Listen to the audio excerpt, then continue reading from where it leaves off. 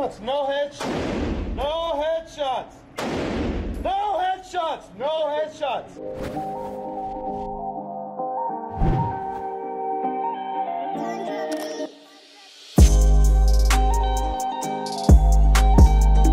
Et salut à toutes et à tous, on se retrouve pour une petite vidéo blabla. Je n'en fais quasiment jamais en fait. C'était juste pour vous mettre un peu aux nouvelles parce que comme vous avez pu le voir, les vidéos ont un peu ralenti. Ceux qui me suivent sur les lives, il n'y en a pas eu depuis pas mal de temps en vrai. Tout simplement parce qu'on était en voyage. Oui, on n'a pas arrêté avec les man. Pour ceux qui suivent un peu notre groupe des man, avec Coco, Broky, Aki, Ronan, Kamel, enfin... tout ça. On était tout simplement parti une petite semaine à Los Angeles pendant le 3 parce que Coco avait le Pro AM pour ceux qui ont suivi un peu. On a fait un petit voyage tranquille, hein, on a pris l'avion, nous on a dormi les 12 heures de vol sur les 12 heures de vol. Ronan Aki ils étaient en PLS. Du coup on a rejoint directement les autres qui étaient déjà arrivés depuis un bon petit moment. On est arrivé du coup pendant le Master Kit de Ninja pour ceux qui ont un peu suivi. C'était un live caritatif. Il y a le petit Manuel Ferrara aussi qui est passé nous voir pour ceux qui connaissent. Il y en a certains qui connaîtront, d'autres pas. Elle dit que ça va faire 4 ans au mois d'août qu'elle fait du porno. No way, already 4 years.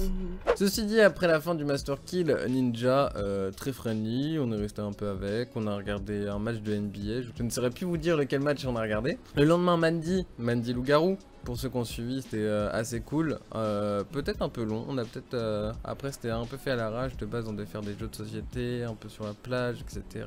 Après le Loup-Garou on avait pensé à des trucs mais qu'on n'a pas pu faire, enfin du coup on a fait un peu à l'arrache mais ça avait l'air de vous plaire quand même. Ensuite après ce Mandy, qu'est-ce qu'on a fait? Bah nous on a fait notre petite vie hein, évidemment, mais il y a un autre jour où on a fait le stand de tir. Alors l'an dernier on avait fait déjà le stand de tir avec Coco, Camille et Max, donc Never, le monteur de Coco, le petit BG là avec ses tatouages portugais, yeah, bien bronzé, enfin oui. On avait testé du coup à l'époque le petit pistolet, le Magnum et si je me trompe pas le fusil d'assaut, genre M4.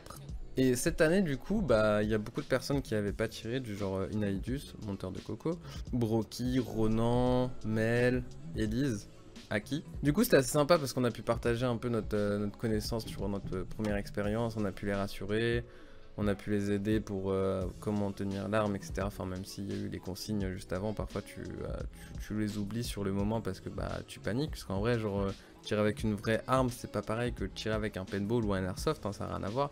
En fait le bruit, le recul, etc. Enfin tout fait que ça fait quand même plus peur et puis tu sais que t'as quelque chose en main qui peut tuer. Parce que clairement on n'avait pas des balles à blanc, hein, c'était des vraies balles.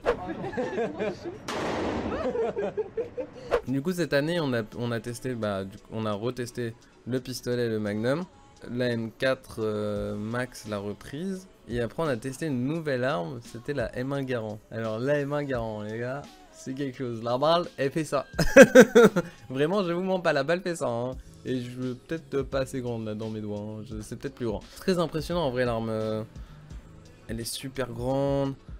T'as le petit chargeur comme... Enfin, pour ceux qui ont joué à Call of Duty, vous savez, le petit clic-clic. On connaît, hein. Et du coup, genre, on a testé ça. Y a qui a testé? Il y a Max, Broky, Coco et moi, je crois. Du coup, bah, on a tous kiffé. Après... Moi j'ai pris un peu la sauce des mecs qui m'aimaient pas du tout, hein, les mecs au centre de tir. Ils nous supervisaient et vraiment ils nous détestaient, hein, qu'on se le dise. Enfin ils me détestaient plutôt. Parce que en fait de base avec la M1, apparemment il ne faut pas tirer dans la tête. Sauf que en fait les consignes, il y a eu que Max et Broky qui les ont eu. Et apparemment ils ne l'ont pas dit. En fait au début je commence à tirer. Tac, je mets un petit headshot. Voilà, on est là on fait. Nous on a des skills partout. Hein, jeux vidéo en vrai, on sait tirer dans la tête. Du coup moi je mets un petit headshot, bam. Deuxième petit headshot, homme down. Et là, en fait, avec les gros casques, j'entends pas, mais apparemment il disait no headshot. Et avec Max, qu'est-ce qu'on a compris? Mort headshot. Parce qu'il avait une voix en mode genre hype, tu vois. Du coup, qu'est-ce que je fais? Bon, je retire dans la tête. Et après, il redit sa phrase. Et là, il vient me taper sur l'épaule et il est en mode mec, arrête tout de suite tes headshots, sinon je vais te détruire. Allez mon pote. Yes. Lourd. No headshots, no headshots. No headshots. No headshots, no headshots. No headshots. Parce qu'en fait, pour vous expliquer, si tu rates ta balle, détruit en fait tout le système qui tient la cible, etc. Donc en fait, tout leur matos, quoi, tout simplement. Au moment où je prends ma cible, Kevin prend ma cible, et là, il se retourne, et le mec prend ma cible, et il va parler avec son pote. Et là, je suis en mode... je vais mourir, il va se passer un truc violent. Non, non, mais après, ils ont raison, c'est leur matériel. Hein. Not bad, no? I'm sorry. Ah, c'est lourd. Mika. Yeah, it's kind of like that, the barrel. I think it might be the ammo because we shot it before and it was fine. It does no. It does that once in a while. It does this, and then all of a sudden, it's unbelievable. I don't know why it does that. I shot the ammo. The barrel? I know I shot the same ammo on my gun and it was fine. You could just shoot right here. En fait, apparemment, ils disaient qu'ils étaient assez impressionnés, enfin d'après ce que j'ai eu du chat, parce que nous on n'entendait pas parce qu'ils avaient des masques et ils étaient assez loin. Bref, ce petit stand de tir qui était très cool. Il y a eu Mel qui avait eu peur, on a réussi à la rassurer, elle a pu tirer, avoir la sensation. Il y en a du coup ceux qui ont découvert, il y en a qui ont apprécié, il y en a qui du coup étaient en mode bah c'est cool mais c'est pas le truc vraiment que je referais. Enfin c'est bien parce que tu partages l'expérience, tu vois plusieurs avis de différentes personnes. Non, c'était très agréable en vrai. Après du coup le petit stand de tir, qu'est-ce qu'on a fait? Bah on est rentré parce que Coco avait son petit training avec Jordan Jones. Petite parenthèse, il y a eu un petit moment de malaise parce que je faisais une blague aussi à Kevin pendant qu'elle était en train de jouer avec Coco. Et en fait elle l'a pris pour elle et elle s'est retournée en mode tu te fous de ma gueule. Elle a pas dit ça méchamment mais ça a mis un petit blanc, j'étais en mode... Kevin, qu'est-ce qu'elle a dit là? Parce que moi j'ai pas compris et ça avait pas l'air d'être cool. Du coup c'était drôle mais en même temps un peu malaise. Mais en vrai elle était friendly. Puis ensuite on a eu quelques jours de repos. Qu'est-ce qu'on a fait les jours de repos? On est parti à Santa Monica, il y en a qui ont fait un petit shopping, hein, ils se sont pas rendus compte qu'ils avaient acheté un peu trop de trucs et du coup ça débordait de la valise, donc ils ont dû racheter des valises en plus de ça. C'était assez drôle, surtout Kevin, genre, avant qu'on parte, on lui ramenait des trucs, lui ramenait des affaires, et il faisait « Ah, j'ai encore ça !» Il rangeait, il arrivait à tout rentrer. On lui ramenait des trucs, il faisait « Ah !» C'était vraiment genre, c'était n'importe quoi, parce que Kevin il aime bien genre s'éparpiller un peu partout où est-ce qu'il dort. Qu'est-ce qu'on a fait? On a fait notre petit master kill avec Manu et Maxime Lopez, le joueur de foot de Marseille. On a gagné beaucoup, on a gagné beaucoup avec Manu, parce que ouais du coup j'étais avec mon père, parce que s'il y en a qui suivent ils comprendront. On a gagné quasiment tout, je crois qu'ils ont payé quasiment 700, un peu plus de 700 €. Nous on a dû payer 25. C'est pas pour dire qu'on était meilleur qu'eux, mais il y a une grande différence qui fait qu'on peut envisager le fait qu'on soit meilleur. Alors que Manu, il joue vraiment plus à Fortnite, hein. Maxime il était chaud, Coco il est plus chaud que moi. Bref, je vois que dès qu'il y a des bambis ça arrive plus à kill. On va pas en discuter plus longtemps. Ensuite qu'est-ce qu'on fait? On va faire une petite soirée avec Manu. Bah oui on va avec le papa Manu. Qu'est-ce qu'on a fait? On a rapporté les chaises parce que c'était aussi les chaises de Manu. Donc tac tac tac, on va chez Manu, on porte les chaises. Et là on commence à vouloir aller à la salle de sport. Boum! Qu'est-ce qui se passe? Je vois un sac de frappe, un punching ball. Il me regarde mal. C'était avant qu'on aille à la salle, hein. Du coup je commence à faire le mec. Je fais ok, je vais mettre toute ma force. Et là pendant le mouvement je fais Max a quand même dit que c'était pas ouf. Du coup je réduis ma force. Mais j'en mets quand même pas mal pour faire le mec. Je tape fort. Punching ball ne bouge pas. En revanche mon poignet bouge. Ouais, il bouge pas mal, j'ai très mal. Actuellement, bah vous voyez, genre je suis avec ma petite poche de froid là. Et il me reste encore une petite bosse. Donc j'avais très mal sur le moment. Pendant un bon 15-20 secondes, j'étais en train de me tenir la main et de sautiller partout parce que j'avais très mal. Du coup, on va quand même à la salle de sport. Comme un con, qu'est-ce que je fais? Bah j'essaie quand même de faire un peu de sport. J'avais pas envie d'y aller pour rien en fait. C'est mon ego. Du coup après on va rentrer chez Manu, on va commander à manger, on attend les autres, bonne soirée chill entre nous. Malheureusement faut rentrer, parce que le lendemain qu'est-ce qui se passe? Il faut qu'on rentre en France, parce qu'on a une Occitanie. Donc à Montpellier, la LAN Fortnite, serveur Fortnite toujours de la merde, hein, qu'on se le dise, ça laguait de ouf. C'était à base de tu mettais, pour toi il y avait un mur et tu mourais instantanément parce qu'en fait pour les autres il n'y avait pas de mur, c'était terrible. Sauf que moi, qu'est-ce que j'ai fait aussi? C'est que j'ai joué 10 heures et mon poignet... Il a pas assumé, il s'est complètement enflammé et de base genre bah là contrairement à la photo vous pouvez voir que ça a plus rien à voir hein.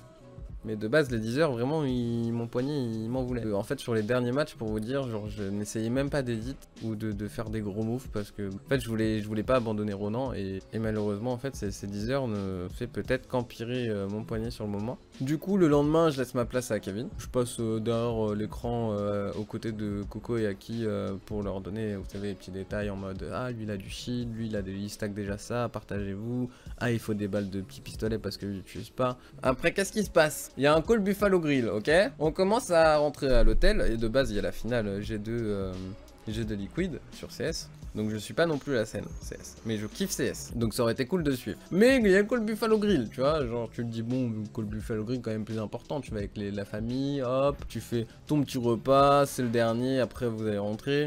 On commence à tous arriver à l'hôtel, je prends ma douche, tac tac tac. On va au Buffalo Grill, il reste plus que 2 personnes en vie, tout le monde s'est endormi. Du coup, qu'est-ce qu'on fait avec Elise? On a dit bon, bah nous on va aller voir le match de CS parce qu'il y avait Azox pour ceux qui connaissent. Du coup, pam, on part avec Elise. On va regarder le match, G2, G2 ils enchaînent. Apparemment G2 qui était pas du tout favorable dans ce match et qui ont très bien résisté. La map, il y avait 2-1 pour Liquid, ils auraient pu remonter, en gros ils auraient pu remonter 2-2 G2. Mais genre ça fait des égalités, que des égalités pendant, je crois il y en a eu 3 ou 4. Du coup c'était méga intense, c'était méga, franchement, la hype a été ouf dans le stade, c'était n'importe quoi. Genre là tu vois du vrai jeu e-sport quoi. Et après ce petit match où malheureusement G2 ont concédé surtout les égalités, au bout d'un moment ils ont perdu malheureusement. On s'est tous rejoints avec Juliette, Aureliane, Aki, parce que Aki aussi était venu regarder la finale, Pyro. De base on devait partir en van à minuit 1h, mais il s'avérait que tout le monde dormait. Du coup on s'est dit avec Aki au bout d'un moment, je pense qu'on va pas partir à minuit 1h. Donc on est parti faire la fête avec les Juliette, Tuffer, Hacker, etc. Petit barbecue que Hacker nous a fait. On a bien mangé, on s'est amusé, on a regardé la petite finale Rocket League de Vitality vs G2. Vitality, on détruit G2. Quel plaisir dans mes veines. On a pu suivre tout ça. Puis après, il y a eu le petit call de Camcam qui m'a fait « Allez, on y va !» Du coup, on prend un petit taxi qui Ellie nous a commandé parce que c'est la boss. On part, il était quoi, 3h30 je crois, 3h30, 4h du mat. Moi je dors tout le trajet. Eux ils avaient un peu dormi, du coup bah ils ont pas spécialement dormi durant le trajet. Et puis on arrive à la maison, qu'est-ce qui se passe? Il se passe que j'avais toujours pas vu un médecin pour mon poignet. Seul médecin sans rendez-vous, j'arrive, boum, médecin sans rendez-vous, il est en mode mec, et bientôt 16h, moi j'ai fini là hein. Je suis avec une attelle, je suis en mode j'ai mal, c'est assez urgent. Enfin, c'est pas genre j'ai un petit rhume, je m'en bats les couilles si j'avais un rhume. Là j'ai mal. Il me dit enlève ton attelle, hop je l'enlève. Et là il me fait waouh, jeune homme, il faut directement aller aux urgences là, il a doublé de volume. Allez, je te fais une prescription radio, tu reviens à 19h30. Je rentre chez moi, je m'endors, abandon total. Le lendemain j'y vais, 2 heures d'attente. Super cool, alors que j'y vais à première heure, hein. J'arrive même 20 minutes en avance avant qu'il ouvre. Il arrive avec sa petite trottinette électrique. Et il est en mode, ouh, il y a du monde déjà. Et là il regarde mon poignet, il touche partout, il fait, bah non, bah c'est bon. Crème anti-inflammatoire et glace. Il y a moins de 24 heures, tu me dis d'aller aux urgences. Et là tout va bien. Bon, là ma main, je commence à pouvoir plus faire des gestes sans trop avoir mal. Donc je suis assez content. Là faut que j'aille remettre au frais, faut que j'aille me mettre la crème. On va enchaîner tout ça et normalement tout sera bon. Il m'a dit 1 à 2 semaines normalement de repos, mais je pense que dans 3-4 jours ça devrait être vraiment parfait. Là je pense que déjà je peux jouer, mais si je joue ça peut peut-être revenir. Et on va voir comment ça se guérit en espérant que tout se passe bien, que j'ai pas de séquelles ou autre. Et reprendre les petits jeux tryhard, vous offrir du petit gameplay. Il y a bientôt Halo, on va bientôt tryhard Bataillon avec Coco, Aki, enfin tous les man. Donc voilà, on se tient au jus sur les prochaines vidéos. J'espère que ça vous aura plu ce petit blabla. Il est peut-être un peu long, hein. Au début, de base je pensais vous faire 5-6 minutes de blabla. J'ai l'impression que ça fait 20 minutes que je suis en train de vous parler. Je raconte ma vie, ça doit être super chiant.